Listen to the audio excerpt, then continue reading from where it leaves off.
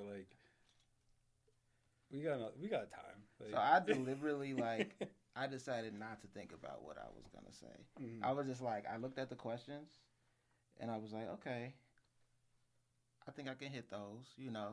But I didn't want to like overdo it, Yeah. because I think my story is just kind of like my story. Yeah. And so we'll see. Yeah. No, I'm excited. Yeah. Tell us about your story. Well, first we should get the intro ready. Yeah, for sure. All right. Well, welcome to Full Spectrum, another episode. Today we have Jon of WeTreeHuggers joining us. It is a cannabis accessories and apparel brand. Yes, sir. Yeah. Yes, sir. So why don't you tell us your story then? Yeah, I mean, my story is pretty vast, but WeTreeHuggers, we started in 2017 is when we actually launched, I believe February of 2017. And yeah, we're a cannabis accessories and apparel brand. Our main thing is that we want to bring tree huggers together through like really quality accessories and cool apparel that people like really all kind of gravitates to.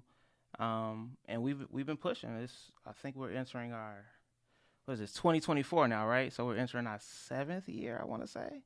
Congratulations. Thank you. It's definitely been a journey. So yeah, just happy to be here. First and foremost, thank you guys for letting me come on the show and meet you guys and meet your audience. So I appreciate that. And thank you sure. for coming on. Yeah. All right. Cool. So how did we meet? We met at the Flower Ball, right? Yeah. The Yeah. Flower You were at the New Era booth, right? Yeah, the New Era tent. Yeah. That was pretty cool. That was a cool event. Did you like it?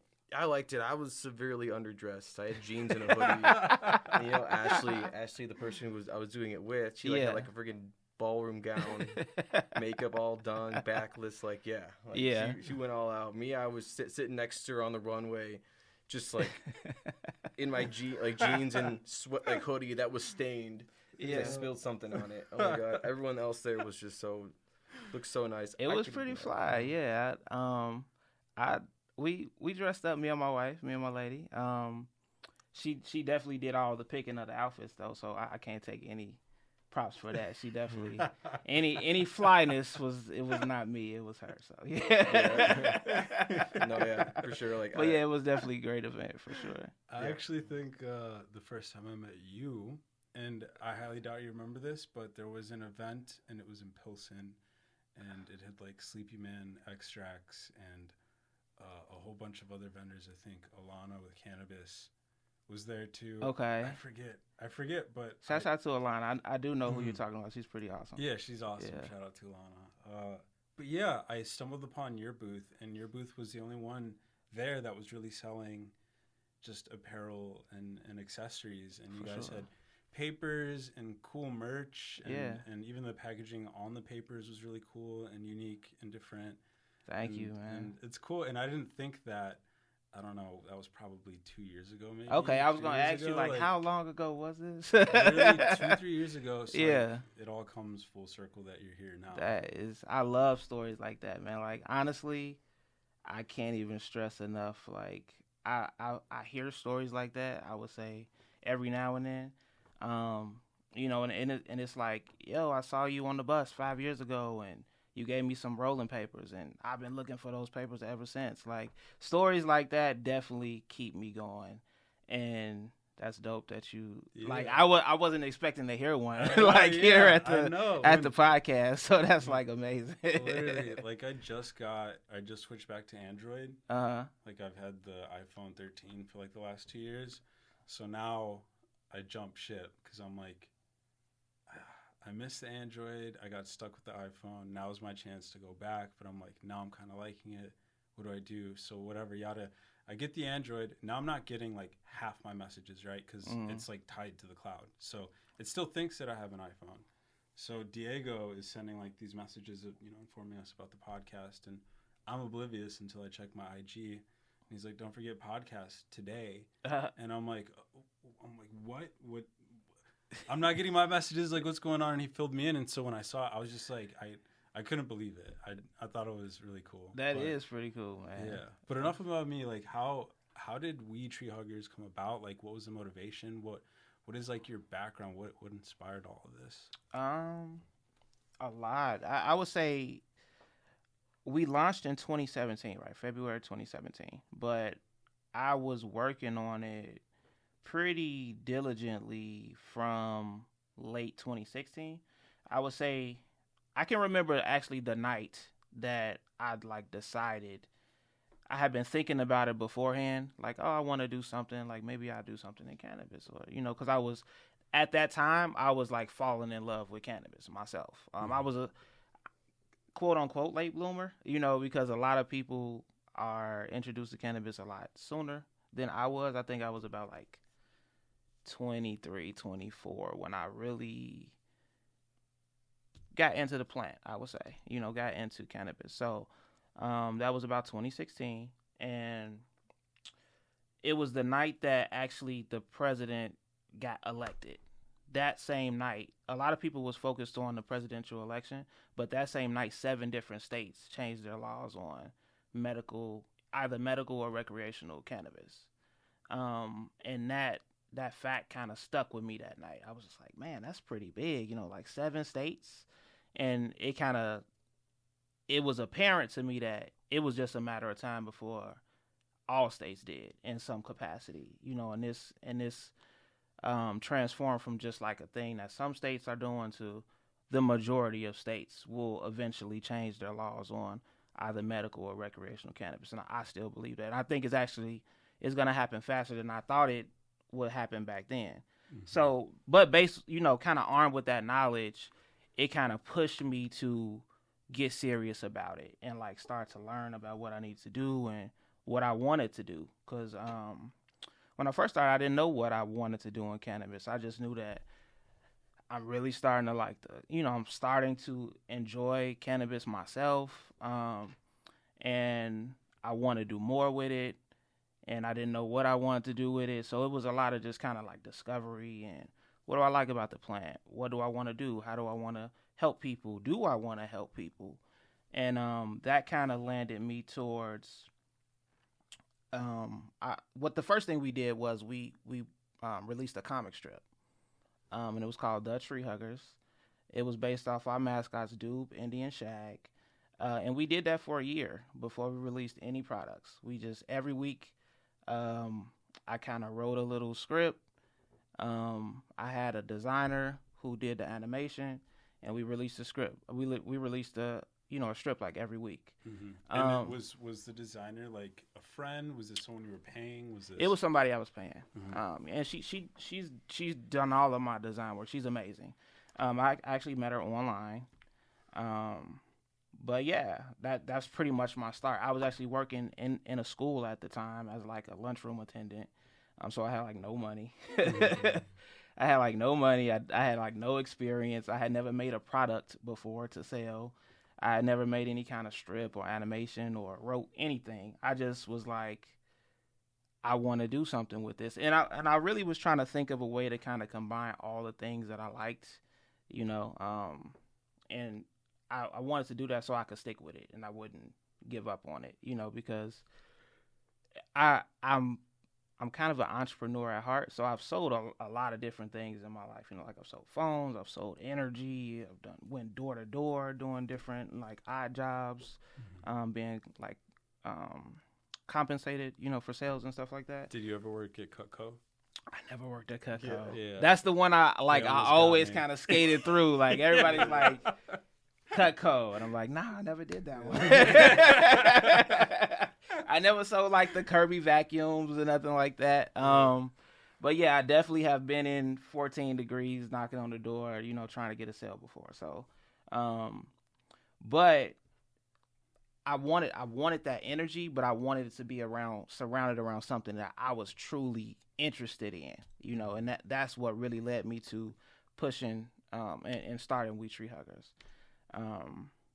Yeah. Were you ever like worried? Like, you went from packing lunches to like essentially chasing this like dream and this like realization. And I think at a point where, half the country is pretty much divided, right? At that point.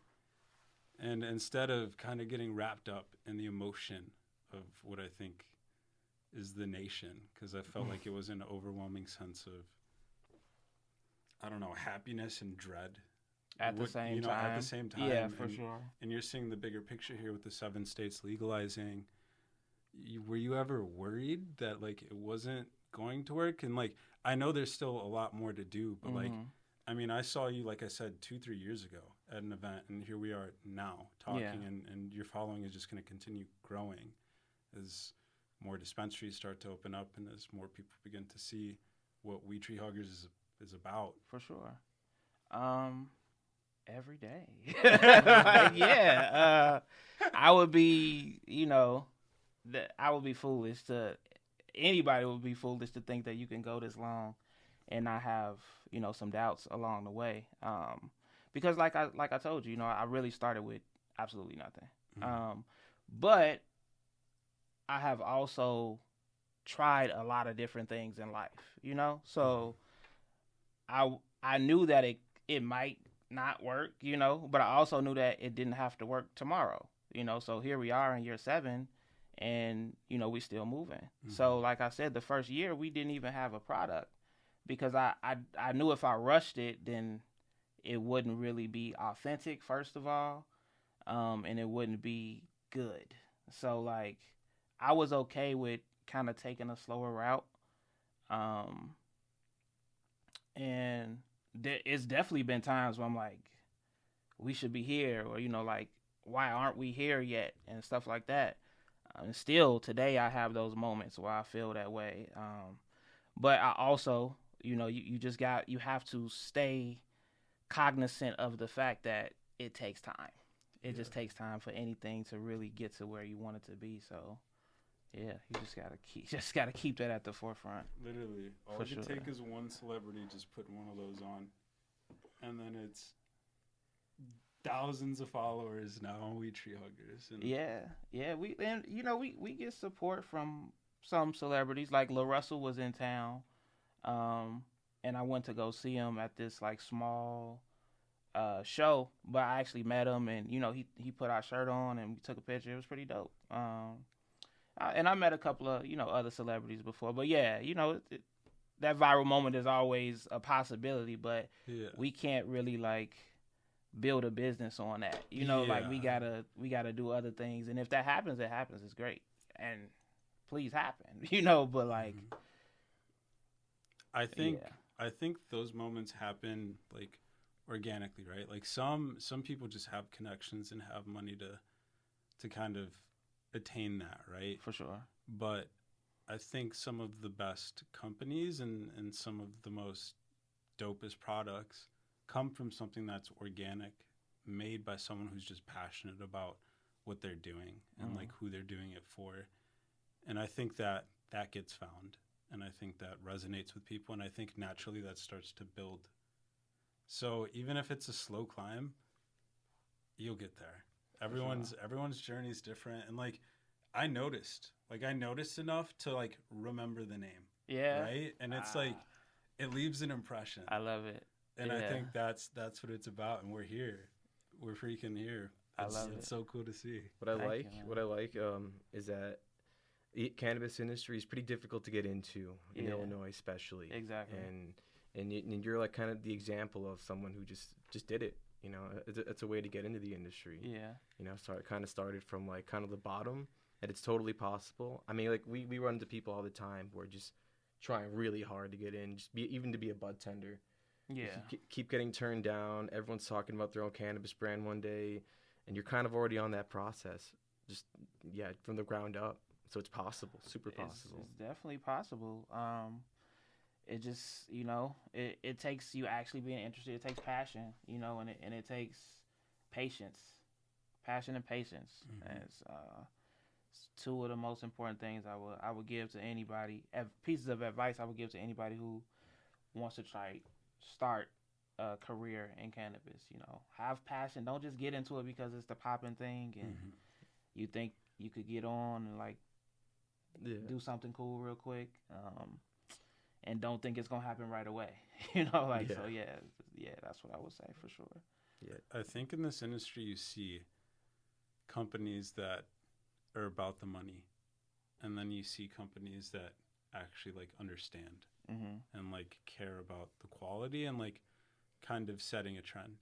And in this market, I don't think there's really any cannabis apparel brands that really stick out, period, right? Like when you walk down the street, you'll see a uniform, a sports jersey. I don't know, an old race NASCAR, whatever. Like you don't really see someone in cannabis apparel. And if you do, it's usually someone who's gone to an event, I don't know, maybe it's a Stizzy shirt or a cookie shirt they bought when they visited a cookies dispensary in Vegas. But like rarely ever do you see anything like WeTreeHuggers, which is a brand about cannabis that loves cannabis but doesn't sell cannabis, but sells things related to it.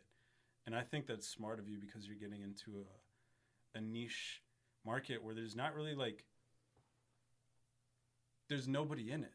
You know, there's really nobody in it. And the ones that are the companies that are like selling the product itself, right? Like even the hoodie that I'm wearing today, our company made this. Okay. And like this is a part of a potential uniform, right? Like we get shirts and whatever that we want to wear. But like this is a uniform. If you wanted to buy this, like you could not.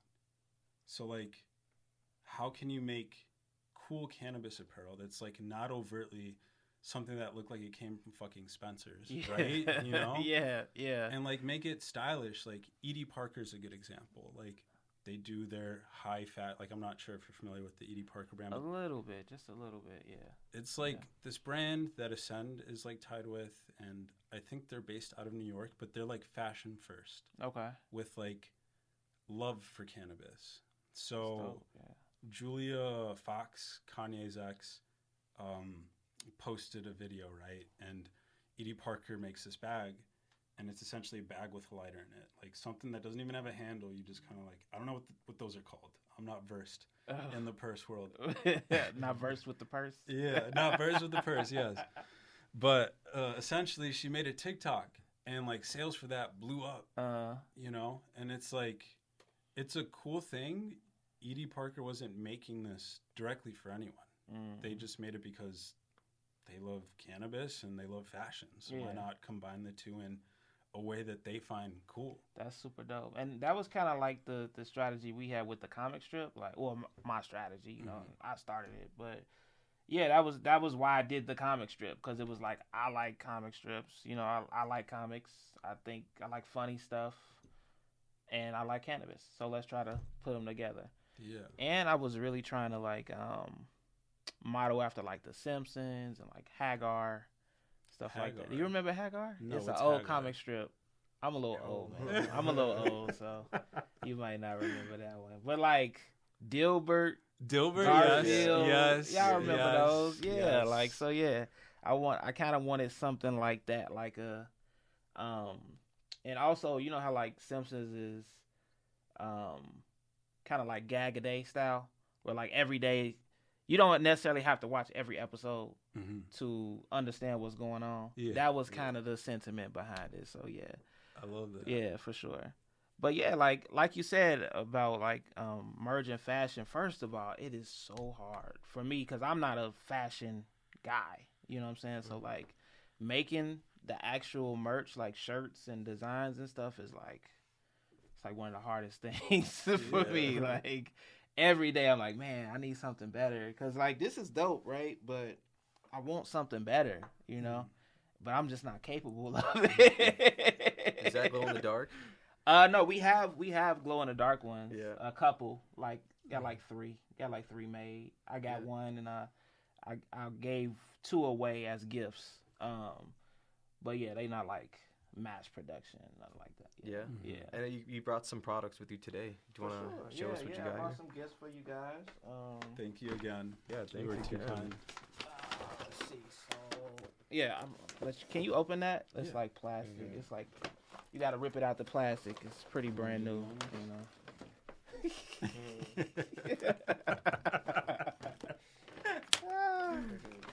No, but yeah, we got a couple of things here. Actually, I brought pretty much all of our smoking accessories. So what you have right there is a box of our cones, like the individual cones. Wow. Yeah, let's get this. This is 100% hemp. This is what we're working with here, folks. Sure. John, show the camera. You gotta show them the box, man. The box. And the entire box. This is just I love it. Like honestly, I'm a big fan of like the green, and this is more along like a lighter bluish green. Yeah. The colors just really resonate with me. I love the design on everything. Thank you. Yeah. I used up the papers you gave me at the event. Yeah. Pretty quickly, yeah. I love those 1 gram papers. Awesome. I brought some more for you, man. Oh shit, yeah. No, I don't like using raws or any OCB. They're two everywhere. I like going the underground brands, you know, or like like some companies will just make like rolling papers, and I just collect them. Just different novelty papers. But I like yours, honestly. Yeah, thank you. This is good. Yeah. So, Brazilian tea leaf. So we actually just a little backstory, right? So I'll go back again to like one of my inspirations or like one of my driving forces when I first started the brand. Was I wanted a tobacco-free blunt. That's what I really, really wanted that when I first started. Like, I started with rolling papers because that's what I could afford to start with, you know. But it's always been in my mind that I wanted a tobacco-free blunt because I was introduced to cannabis through tobacco blunts, like a Philly or a Swisher or something like that. White Owl, of course. Like most people are, you know, like I think most people when they're introduced to cannabis, especially in Chicago, it's through a blunt, right? Yeah. So, and as I started to become more comfortable with the plant and started to realize I wanted to ingest cannabis by myself without people around and, you know, spend my own money on it, I started to think like, but do I really want to smoke a tobacco blunt every day or every other day? Like, what is that going to do to me long term, you know? And so I started to look at alternative options, and that's how I got into papers. And first, I think my first favorite paper was like Elements. I think I was really into Elements. Yeah, those are my favorite. Yeah, I like Elements too. Yeah, Ultra Slims. Shouts out to them. Yeah, they got me through at first when I first started. Yeah, they definitely got me through. But then you know, it became a passion of mine to like develop my own paper. But the tobacco-free blunt was always in the back of my mind, and it took me years to find. I went through a couple of different possible partners that had options, but I didn't really like them for whatever reason. It burned too fast. It didn't look that cool. You know, it looked a little not as the vision that I had for it, you know. So, but I said all that to say, we finally have them. We finally released two different blunts that are tobacco free. One is made from a Brazilian tea leaf, and one is made from hemp. So these both are yours too, for you guys to try. Let's go ahead and open them for you. Every jar comes, you know, sealed package for freshness. Yes. But yeah, go ahead and take a look at that. That's the hemp blunt right there. Hemp cone. Let me see it. I love the integrity on that. And most, I don't know if I've seen. Oh yeah, something is like. Just like durable. Yeah, durable and like this, like most people like the king palms. The king palms are like always cracking and like. And the king palms are like their own thing, but this is almost like comparable to like nature's moonwalkers. Oh if you will. But I don't think I've ever had those. I love this. Okay. We got to get you a moonwalker, but literally, I love this. And I think this is a great alternative because you have some people that are just, for whatever reason, like against joints. Yeah. Joint paper. I know, and now, man, it's a thing, right? Yeah, for whatever reason. Yeah. And like, I feel you heavily with that because a lot of my first times were like out of like, bongs. I and knew like, you was it was a crazy experience as a youngin'. Okay. And it was through my homie Chewy, who I'm sure is out there doing his thing to this day. Shout out Chewy. But he gave us the proper treatment. I mean, he came from like Bensonville stacked. This was like a family business for him. So, okay. Oh, okay. So he busted out this thing called Candy Cane. This bong must have been from like, I don't know, the floor all the way upwards to here. It was crazy experience, but literally after that it was solely blunts, and like it was like, I don't know, meeting up after school, I got 5 on it, I got 5 on the 10 sack, you know, let's go get a White Owl. Let's make it last, right? Because a joint is just going to burn through in 4 minutes, right? Facts. With this, we could hit a route. We could throw on some tunes. Like, it's a whole... You must have had, like, top papers at the time or something like that. No, dude, tops were the worst, bro. I swear. Tops they're like 2 minutes. Literally, and, like, they rip easy. So we'd always go White Owl, White Grape. If White Owl, White Grape wasn't there, White Owl Grape. Okay. And then after that, insert whatever. Garcia Vega, insert whatever. But, like, you smoke those, like you said. You don't want to because you feel how harsh it is, especially if it's just you. Yeah. Sucking that whole thing down. And then you put it down, and then it can get resiny, and then it's even more harsh when you smoke it again. Facts. Now you're giving a cleaner alternative. Like, I think you're extremely smart for doing this. And the Brazilian tea leaf, I've never seen. So, yeah, here's our Brazilian tea leaf. Now, these are larger than the hemp blunts. And I kind of did that for a reason because, like, I feel like that's more of a luxury select product that you do socially. Oh, yeah. You know?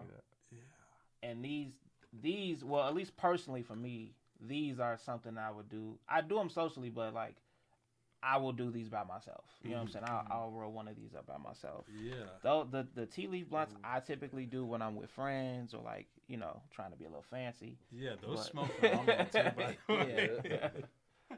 Brazilian tea, I've never had one before. Oh, we're gonna. Now you got the jar, man. Yeah. That's crazy. I gotta get you a sample. I have no, like, New Era stuff and no flower or anything. I was gonna ask for get a sample. Yeah, I don't know if we've disclosed it on the podcast yet. We have other stuff to sample, trust me. Okay. Just unfortunately not any of our own. Yeah. Okay. But yeah, Diego's now doing the brand ambassadoring. Hey, So, let's go. Yeah, brand Props, ambassador man. shit. Props. He went from being in the dispensary to now going to your dispensary and talking about the ISO and New Era brand and collab and Let's go. beauty that's coming out of it. So Let's go, man. Yeah. But yeah, no, trust me, we're gonna be sampling some other stuff. Don't you worry. So how you liking the new road, Diego? It's good. It's great. It's a lot of driving around. That's pretty much what it is. It's work from home. Okay. I'm just on the computer a lot, but mostly I just visit like 2 dispensaries a day. Mm-hmm. And these are dispensaries that are all over like the suburbs, Chicago area. It's anyone who purchased our products from from the cultivation center. And what I do is I put up my display and I just promote the brand. Try to bud 10, but for only New Era. Yeah. This time. Yeah. That is The customers. I feel you. I do that too. Yeah. So it's just canvassing and whatnot. What I was doing when you met me. Yeah. But no, that's the lifeblood of the business, right? Like that's how you get awareness out there, man. It's so important to have that activity going. So that's dope that they got you like over that now. I know, right? I'm dope, having man. a good time. It's a good time. Congrats, bro. Yeah. For sure. Congrats. Yeah. And you got those filter tops too? Yeah. So these are the babies. You know, these are our babies. That's what I saw. Yep. That is what I saw. These are our first products right here. Originally, we only had king size for like a year. Then we brought out standard. Then we brought out the cones. Then the tea leaves, and then the hemp blunts. But yeah, these are the alphas right here. This is the babies. Yeah. And just, you know, the standard rolling papers, hemp, they come with 32 leaves. They burn really slow. It's not going to burn in 4 minutes like other joints. Yeah, man. We got tips, too. We got our perforated tips. A lot of people only use them for joints, but I also recommend them to, like, backwoods smokers and people who smoke tobacco blunts, too, because everybody needs a filter. Yeah, people don't know that. People don't know that, like, real talk. And for the longest, I didn't. Yeah. You didn't use a filter? Yeah. Not for my blunts. I would literally, I pearl my blunts. Like, I'll challenge anyone to a blunt off. To this day. Literally to this day. But I saw it for the first time at Iowa because I couldn't roll a joint for the life of me. But this kid from Iowa, shout out Rye Guy, we won't use his government name, would pearl these joints. And he had this like method of doing it like with this filter. And so the one time he rolled the blunt, he did the same thing. And I'm like, why would you put a filter in this blunt? And now you hit that, and you're like, why have I never put a filter in this blunt? Like, it's just optimal airflow. Like people don't realize like tips make the world of a difference. And like, stop ripping the shit off your cigarette packs or like cards that you keep in your wallet or purse or whatever. Like, get some tips. Get some tree hugger tips. Yeah, like it makes a difference, people. Yeah, man, it does. I can't even like. Well, I will. You know, someone else rolls a joint, but I will not. I'm not rolling nothing without a tip these days, bro. I need it. No, same. We're above that now. Dude, I know people who roll joints without a tip, like just papers. I can't. It's so soggy. It gets soggy. Yeah, it gets so soggy. Yeah. Nah, I or when people roll a joint and then they just put the tip in at the end. Well, that's like magic to me. That's what I do. I'm goated. I can do that. Oh, I cannot. No, I gotta roll with it. I gotta roll like that to inside. Me is like, I gotta roll inside with it. Like lick the filter so it sticks to the paper, then it rolls with. Yeah. I mean, I do the training wheels method where I tuck the paper into the filter where it loops on. Use it like a base kind of. Yeah. I still do that sometimes. I'll tell you a funny story. Like when I actually like learned how to roll joints though. So I had my first generation of rolling papers was on the way, right? It wasn't here yet, but it was on the way. And I was at this event with a friend of mine from high school, and we're like in the car, we're getting ready to smoke, and she asked me to roll up, and I was still using like the machine, like the cigarette rolling machine. Oh yeah. So I'm like, I can't, you know. And she like, what? How you about to sell roller papers and you can't roll a joint? I'm like, shrinking, right? So I'm like, you know what? You're right. So I went home and I went through like two whole books of papers just like rolling till I got it. I was like, nah, ain't nobody about to call me out like that again. I've had a similar experience when I first got the job at New Era. I didn't know how to roll either. I was strictly. I know when right? you first got the job, bro. Up until like 2 months ago, bro. Chill, bro. Now I'm actually like proud. My joints are better than yours. Whoa! They're better than Whoa, calm down. Outshine the master. No, they're pretty good. Yeah, I've got some practice. Watch plenty of YouTube videos. Thank you, YouTube University. And Cal, shout out Cal. Cal, yeah, she taught. Cal is this person who makes these like cool looking joints, like a butterfly, like a caterpillar, or like those the goalposts for football.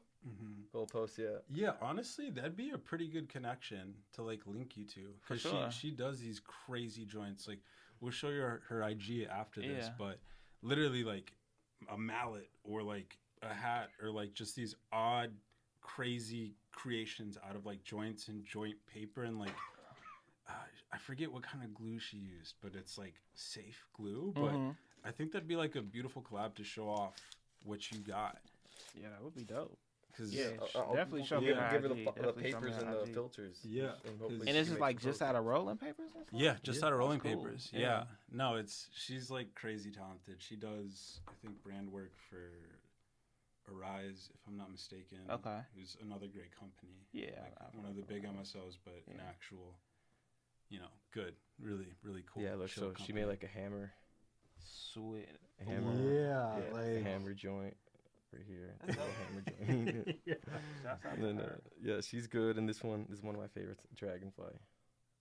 That's sick. Right? It's crazy. Yeah, but that could be your papers on there. Yeah, instead of like raw, and then it's like local, like it's all man. Oh, she's from the city. Yeah. So I think originally from I think she was saying Tennessee or something, but she's been out here forever since, and she loves doing her thing. Okay, no, that's definitely. I love working with locals, like you said, like Chicago. It's like an ecosystem, man. I feel like, if we all just kind of, it's kind of like an old adage, but if we all support each other here in the city, then it's no choice. Then it's no choice but for us to be successful. You know, so like I'm definitely connected. That'd be dope for sure. Yeah.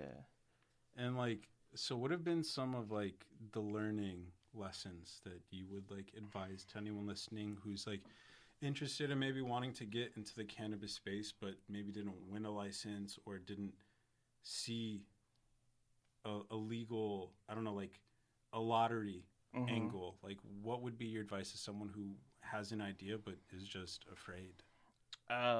First of all, even if you are afraid, just start in some kind of capacity.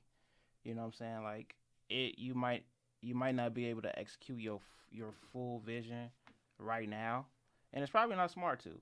But if you just start doing a little bit, that's the best advice truly that I could give. Is like, if you still thinking about it, not saying like rush your thought process, but don't get stuck in it. You know, a lot of times you can get into that thought paralysis type situation where you want this to be that way. I want the colors to be just tweaked. And it's good. It's definitely good to have a sense of perfectionism about your work, but you don't want to overthink it and never start at all. So start some kind of way. That would be the first piece of advice. And then from there, just keep in mind that it's okay to go slow, you know, because as it's been many times, like I said earlier, where I thought we should be further along, and I wanted to be further along.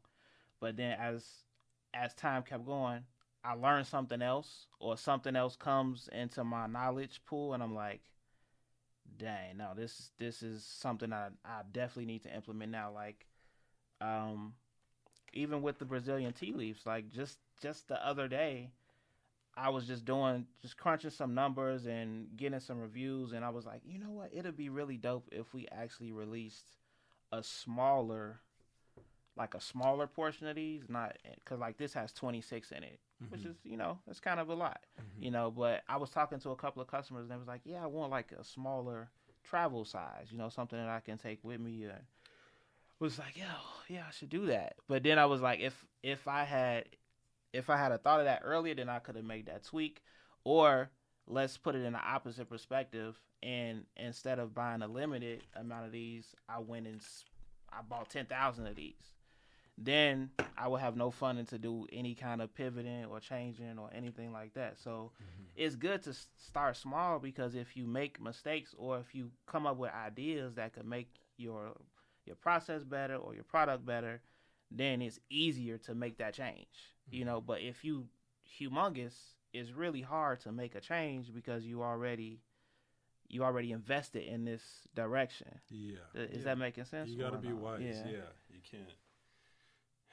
Don't be afraid to fail. In a sense, first and foremost, don't be afraid to fail. Yeah. But also, you're gonna learn. You know, as you do it. Yeah. But like, you won't ever learn if you don't dip your toes in, or like do anything to make that dream a reality. Like, I feel like there's so many people that have so many ideas, and so many good ideas, and it's over a beer, maybe even over a joint. But what actually comes of that? Like, after that conversation is over, after you watch that election, what the fuck do you do? Yeah. Do Facts. Something, yeah. Yeah. Man, that's a lesson that was hard earned for me, I would say, because I've always been interested in business of some sort. Like, I grew up playing Monopoly. And every time we played the game. Did you finish? You would finish games? Yeah. Me and my brother, we would play Monopoly sometimes 3 times a day, man. It was crazy. Yeah, like we would, put a movie on, pop 2 Pop-Tarts in. We about to get it on. We about to get it on. Yeah, we didn't play in the house about that Monopoly, boy. So I always knew I wanted to do business of some sort, but I'm only giving that advice about like thought paralysis because I've been there before so many times. And then I heard this one guy say, he wasn't talking to me directly, but he was talking to me. He was like, do you want to be an entrepreneur or wantrepreneur? And I was like, what? It was like, you say you want to be an entrepreneur, but you don't ever do nothing. I'm like, damn, you kind of got to look at yourself in the mirror. Like, is that you? Like, are you exhibiting that behavior? And from then on, I was just like, even if it don't work out, I'm not going to be able to sleep if I'm just thinking what could have happened. I should have did that. Like, man, that would have been so big if I started that back then. I refuse to live in that kind of reality. Like, I have to know, would it have worked or would it not have worked? Otherwise, I'm not going to really be able to sleep at night, So that's pretty much how that's why I just started like I did, for sure. Now you're no longer an entrepreneur. Yeah. Yeah. But now that I've done this and like I see how much goes actually into like sustaining, starting, and making a business thrive, like I'm not mad at anybody who chooses not to do this. Like this is almost insane, the amount of just effort that you got to put in it, So yeah. Well, what do you have planned for the future? Like, what? I know you mentioned maybe travel size for the tea leaves or the brown hemp cones, but you got anything else? Yeah. So this year our focus really is just on like increasing our awareness and like our distribution with dispensaries and different shops like that. So that's really what we're gonna be focused on this year, is like getting the word out about us and letting people try us and getting on the shelves, so we can actually start to build a business. Up until this point, it's been, it's not been a hobby because I do it all the time, but it hasn't been fully transformed into a real business until you really start to get on shelves and like really get exposure and really get out there and get in the faces of consumers. We've been doing underground markets and like open markets, and like you said, you saw me in Pilsen. We've done so many events in Pilsen. It's crazy. But yeah, so now our focus is pivoting from, we're still gonna do live events because we love seeing the people and I love getting stories like that. So like I don't ever want to stop doing that. But the pivot is just more business, the quote unquote. But outside of that, yeah, we want to just get more immersed in the community, man. Like I love music. The brand loves music. We're a musical brand. Like I want to work with more artists. I want to work with more local creators, like the Roland. What was her name again? Roland Rosa. Yeah, Roland Rosa. She's killing her now too. Yeah. I definitely want to work with just more creatives and build more of a community, because, like I said, that's what we want to do. We want to bring tree huggers together. So that's really gonna be the focus. Yeah. Yeah, that's what I noticed in the cannabis industry in Illinois. Yeah. A lot of the players are all pretty familiar with each other. It's pretty close-knit industry. Yeah, it's like a small town almost high schoolish, like high school used to be. Yeah. I know someone who knows someone. Yeah. No, it does not fall far, especially in this industry. And we, at least how New Era handles their stuff, every location buys non-can, for its own location. And so you guys being from the city, I mean, it resonates. So I'd love to get you in contact with the person who does it at our store. For sure. Because I know, we carry Roland Rosa. We carry some other options, but at least our location is about, like, being as tied to the community as possible. Like, my childhood home, where I currently reside, as oddly enough as that is, like, I live in the apartment that I was, like, born in. It's so bizarre how that comes full circle. It's literally 10 minutes away from, like, where I work. So anytime we get the opportunity to partner with anyone that's a part of the community and is, I don't know, raised through the community, I find it as a blessing, and I want to actually help those people, I don't know, succeed. Yeah, that'd be and dope, thrive. Man. So yeah, let's try to make something happen here. Oh yeah, for my job, I meet a lot of the purchasing managers for every dispensary I visit, and they're always really cool. And so, like, right before I head home, when I'm done with the job, I'll just give him one of these cones and be like, yo, take this one out. Yeah, follow our podcast. We just did an episode. For sure. That type of push. Yeah, because he gave us a bunch. I'll hand them out to people. For sure, man. Yeah. No, literally, like, from the packaging to, like, what's actually going inside the product, like, it's 100% something we can stand behind. And something that resonated, even without, like, directly, like, knowing you, right? Yeah. Like, I just popped into that Sleepy Man. But it's not even a Sleepy Man event. Whoever put that event on, shout out to that event 2 years ago. That guy. It was so cool because you saw like the underground nature of like what cannabis is, and it's fucked up that it's like underground, right? Mm-hmm. But at the same time, it's cool as fuck to see a lot of those people like now doing something with it and like, I don't know, finding success. Like even Manny Mendoza, you know, like he's someone from Pilsen who won a weed cooking show on Netflix. Like that, I'm gonna support him. Like, yeah, I didn't even know him, and I'm gonna support him. Like, cause I feel like he's on our team, and it's like no different with you. Facts. You know, it's like we gotta empower those from the city. Yeah, no, I agree 100%.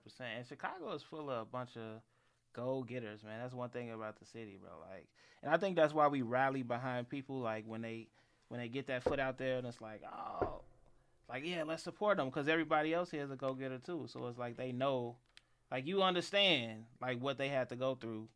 Even though they just having this moment right now, you know that moment was preceded by thousands of moments before that was silent. So like, you're like, yeah, let's champion that person. So yeah, that's dope.